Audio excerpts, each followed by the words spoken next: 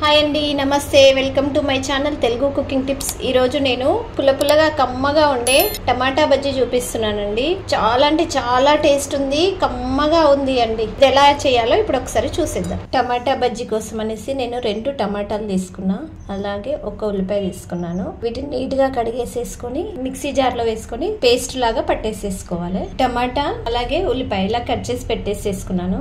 రెండింటిని mixie jar లో వేసుకొని పేస్ట్ లాగా మిక్సీ చేసేసుకోవాలి.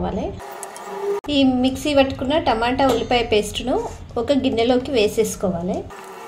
టమాటా ఉల్లిపాయ పేస్ట్ పట్టుకొని పెట్టుకున్నాం కదా, ఇప్పుడు ఇందులో శనగపిండి వేసేసుకోవాలి. అంటే ఈ పేస్ట్ ఎంతైతే ఉందో దానికి సరిపడేటంత శనగపిండి వేసుకోవాలి, చూసుకొని వేసుకోవాలి. 1 కప్పు వరకు వేస్తున్నాను. ఇందులోనే కొద్దిగా వాము వేస్తున్నాను, అలాగే సాల్ట్ సరిపడినంత సాల్ట్ వేసుకోవాలి. అలాగే కారం కూడా వేసుకోవాలి. 1/2 వరకు కారం వేస్తున్నా. కొంచెం ధనియా పౌడర్ వేస్తున్నా. ధనియా పౌడర్ వేస్తే టేస్ట్ బాగుంటుంది. అలాగే కొంచెం వంట సోడా వేస్తున్నాను. అల్లం వెల్లుల్లి పేస్ట్ వేసుకోవాలి. కొంచెం కొత్తిమీర కూడా వేసేసుకోవాలి.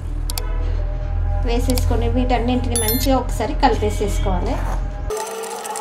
ఇది కొంచెం థిక్ అయింది, అందుకని నేను లైట్గా వాటర్ వేస్తున్నాను. కొంచెం వాటర్ వేసేసుకోవాలి. వాటర్ వేసేసుకొని ఈ పిండిని అంతా మంచిగా కలిపేసేసుకోవాలి. ఒకసారి ఈ కన్సిస్టెన్సీలో కలిపి పెట్టేసేసుకుంటున్నాను.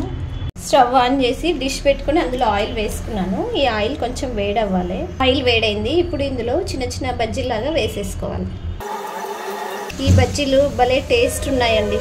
పుల్లగా కమ్మగా ఉన్నాయి. మామూలుగా చేసుకునే బజ్జీ కంటే ఈ బజ్జీ చాలా అంటే చాలా టేస్ట్ ఉంది. ఇంకొక సైడ్ తిప్పేసేసుకోవాలి. వీటిని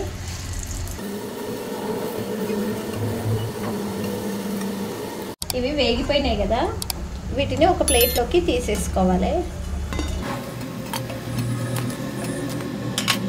మిగిలిన పిండి కూడా ఇలాగే చేసేసుకోవాలి, చిన్న చిన్న బజ్జీలాగా. కమ్మగా అంటే కమ్మగా ఉన్నాయండి, చాలా బాగున్నాయి. టేస్ట్ అయితే సూపర్గా ఉంది. పుల్లగా బాగున్నాయి. మామూలు శనగపిండి బజ్జీ కంటే ఇలా చేసుకోండి, చాలా బాగుంటాయి.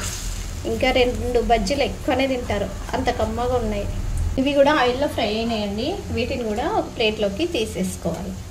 అండి, ఎంతో టేస్టీగా ఉండే టమాటా బజ్జీ రెడీ. ఈ టమాటాలు వేయడం వల్ల పుల్లగా అలాగే మెత్తగా కమ్మగా ఉన్నాయండి ఇవి.